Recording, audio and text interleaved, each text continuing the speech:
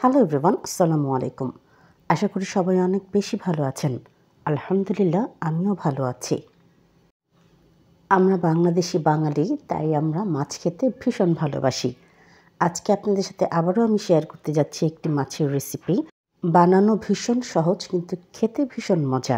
আপনাদের সাথে আমি শেয়ার করছি আজকে রুই মাছের দো পেঁয়াজা। আপনারা ভাত, রুটি বা ভুনা খিচুড়ির সাথে খেতে পারবেন।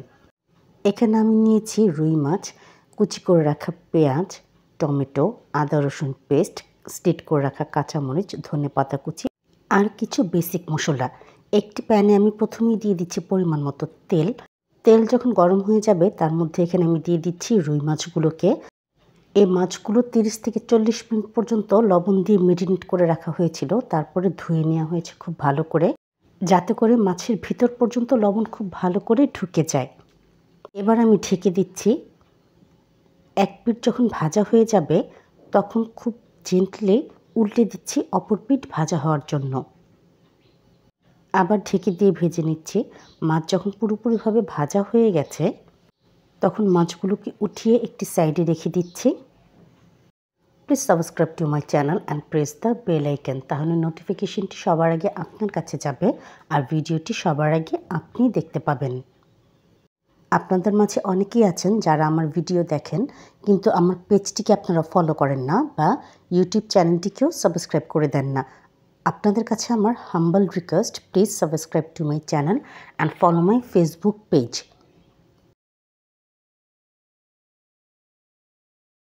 এবার এই একই তেলের মধ্যে আমি দিয়ে দিচ্ছি মিডিয়াম সাইজের 4টি কুচি করে রাখা পেঁয়াজ।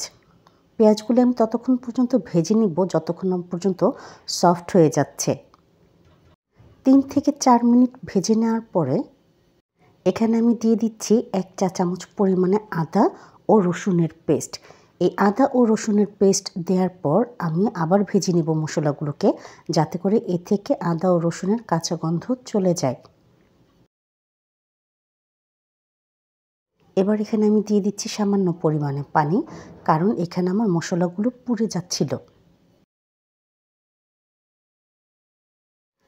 এবার এখানে আমি দিয়ে দিচ্ছি স্বাদ অনুযায়ী লবণ, সেই সাথে দিয়ে দিচ্ছি 1 চা চামচ পরিমাণে শুকনো মরিচের গুঁড়ো, 1.5 চা চামচ পরিমাণে ধনের গুঁড়ো ও 1 চা চামচ পরিমাণে হলুদের গুঁড়ো।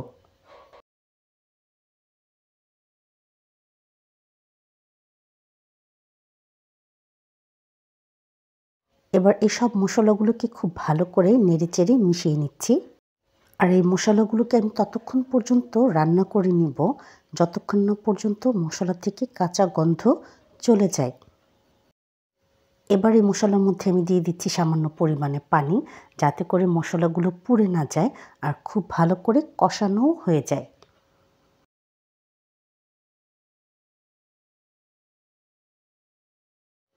আপনারা দেখতেই পাচ্ছেন মশলা থেকে কিন্তু তেল ছেড়ে দিয়েছে, তার মানে হচ্ছে মশলাগুলো খুবই ভালো করে কষানো হয়ে গেছে।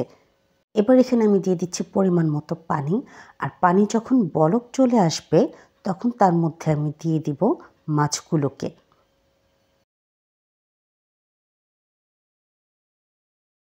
এবার এখানে আমি মাছগুলোকে দিয়ে দিচ্ছি। আর যেহেতু মাছগুলো ভেজে রাখা হয়েছে, মাছগুলো রান্না হতে এখন আর অনেক বেশি সময়ও লাগবে না। রান্নার এই পর্যায়ে এখানে আমি দিয়ে দিচ্ছি স্লাইস করে কেটে রাখা টমেটো। টমেটো আমি আমার পছন্দ অনুযায়ী দিয়েছি, আপনারা চাইলে কম বা বেশিও দিতে পারেন। মাছগুলিকে ওলটপালট করে দিচ্ছি যাতে দোনো পাশেই খুব ভালো করে মশলা মিক্স হয়ে যায় আর মশলা ভিতর পর্যন্ত ঢুকে যায় মাছের। এবার এখানে দিয়ে দিচ্ছি 4 থেকে 5টি স্লিট করে রাখা কাঁচামরিচ আর সেই সাথে কুচি করে রাখা ধনেপাতা। ঢেকে দিয়ে রান্না করে নিচ্ছি মিনিট খানিকের মতো। আপনারা দেখতেই পাচ্ছেন আমার মাছ কিন্তু একেবারেই হয়ে গেছে। আপনারা শুধু মাছের লুকটাকে দেখুন, কি সুন্দর লাগছে দেখতে। আর আলহামদুলিল্লাহ, এর টেস্ট ছিল অসাধারণ। এবার আমি আপনাদেরকে সার্ভ করে দেখাচ্ছি। আমি প্রথমেই বলেছিলাম আপনারা এই ফিশ কারিটি খেতে পারবেন ভাত, পোলাও কিংবা ভুনা খিচুড়ির সাথে। দেখুন দর্শক, কি সুন্দর লাগছে দেখতে। যদি আপনাদের আমার এই ভিডিওটি ভালো লেগে থাকে তাহলে অবশ্যই সাবস্ক্রাইব করে দিবেন, আমার ইউটিউব চ্যানেলটিকে ফলো করে দিবেন, আমার ফেসবুক পেজ ও ইনস্টাগ্রাম আইডি তিন্নাস কিচেনকে। সাথে থাকার জন্য ও পুরো ভিডিওটি দেখার জন্য সবাইকে আন্তরিকভাবে ধন্যবাদ। ইনশাআল্লাহ দেখা হবে পরের কোনো নতুন ভিডিওর সাথে। ধন্যবাদ সবাইকে।